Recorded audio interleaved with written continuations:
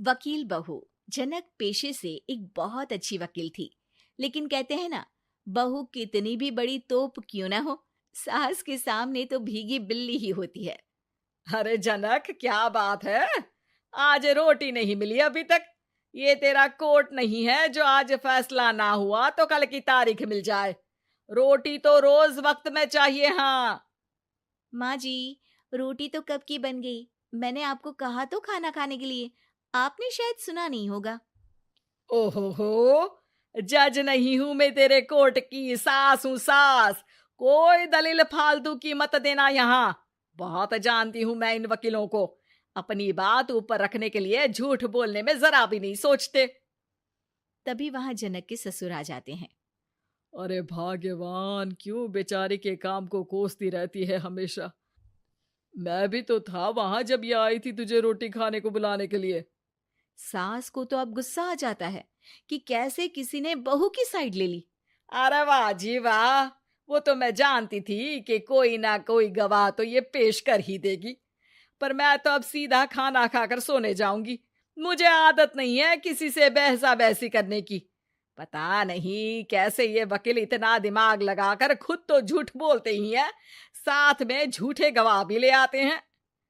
जनक को सास के ताने सुनने की अब आदत सी पड़ जाती है। एक दिन जनक वकील की ड्रेस पर काला कोट पहनकर कोर्ट के लिए निकल ही रही होती है कि अरे कहाँ चली काला कौवा बनकर?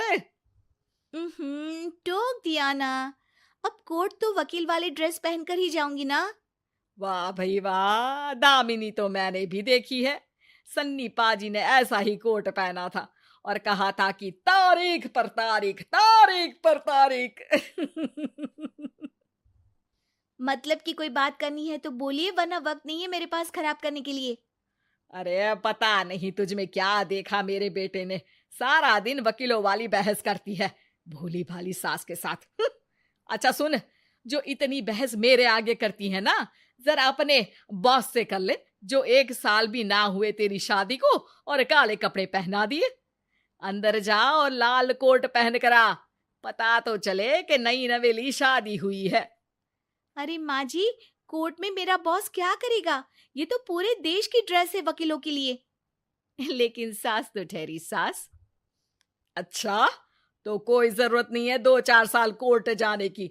शादी थोड़ी पुरानी हो जाए तब इजाजत दे दूंगी मैं तुझे काले कपड़े पहनने की। अब क्या था, मन मारकर जनक को लाल रंग का कोट पहनकर कोर्ट जाना पड़ता है।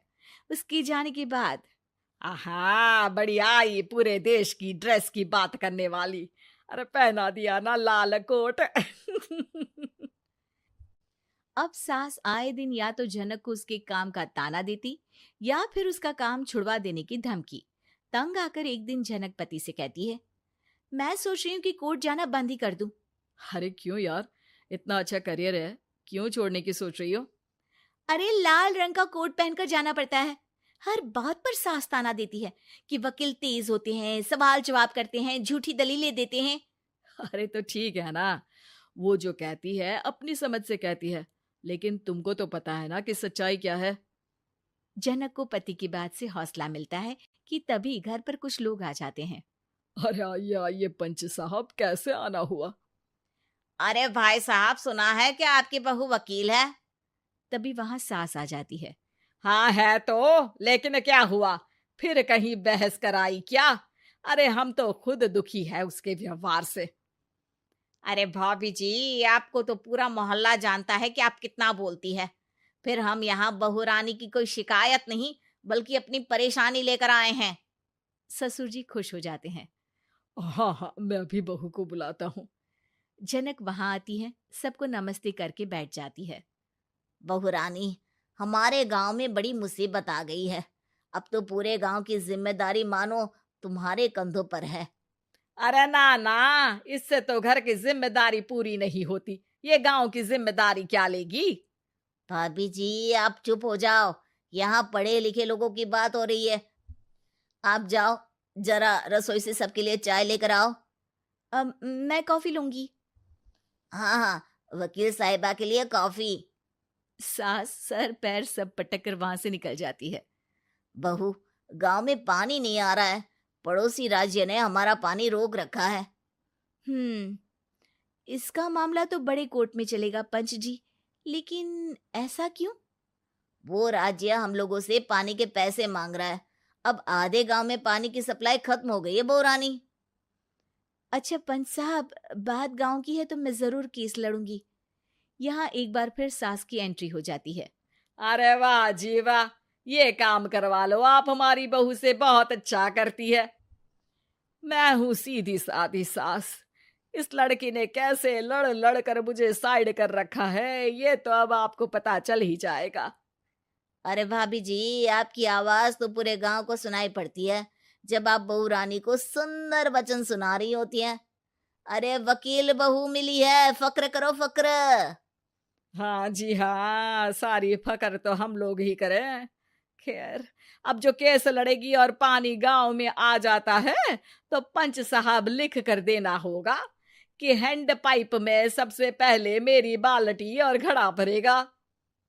अरे फिर तो हम बहू रानी के नाम पर घर पर ही सप्लाई दे देंगे, लेकिन ये इतना आसान नहीं है। बहू, गांव के पास अभी वकील करने की भी पैसे नहीं है तो।